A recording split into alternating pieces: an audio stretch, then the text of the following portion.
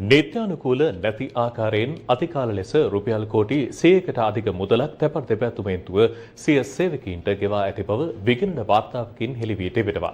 ඇගිලි සලකුණු යන්ත්‍රවල පැමිණීමේ සහ පිටවීමේ වේලාවන් සලකා බැලීමක් නැතිව මෙලෙස කෝටි ගණනින් මුදල් ගෙවා ඇති බවයි විගණන වාර්තාව මගින් පෙන්වා දී ඇත්තේ.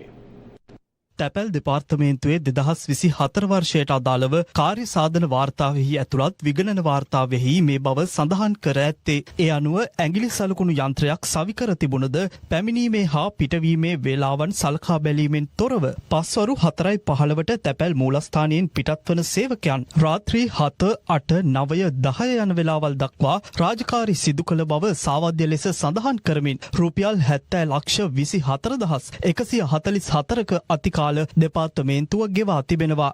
එමෙන්ම ඇඟිලි සලකුණු යන්ත්‍රයක් සවිකර නැතිව තිබියදී මධ්‍යම තැපැල් හුවමාරුවෙහි 2023 වර්ෂයේ ජනවාරි මාසයේ සිට 2024 මැයි මාස 31 වනදා දක්වා රුපියල් 65 කෝටි 11 ලක්ෂ 49,689ක මුදලක් අතිකාල ලෙස ගෙවා ඇති බව විගණනයේ සඳහන්.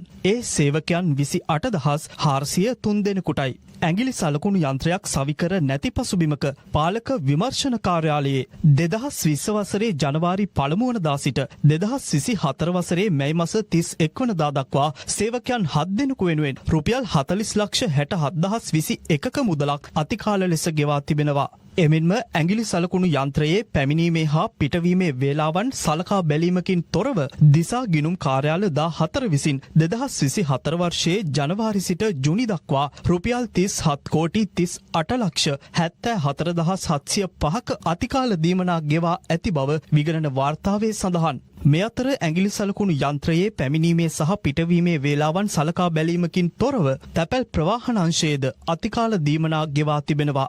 2024 වර්ෂයේ ජනවාරි සිට මැයි මාස දක්වා සේවකයන් 15 දෙනෙකුට ගෙවා ඇති එම මුදලෙහි වටිනාකම රුපියල් 18,19,316ක් බවයි විගණන වාර්තාවෙහි වැඩිදුරටත් දැක්වෙන්නේ. ඒ අනුව නීත්‍යානුකූල නොවන ආකාරයට තැපැල් දෙපාර්තමේන්තුව සේවකයන්ට ගෙවා ඇති අතිකාල දීමනාවෙහි ප්‍රමාණය රුපියල් කෝටි 100කට අධිකයි.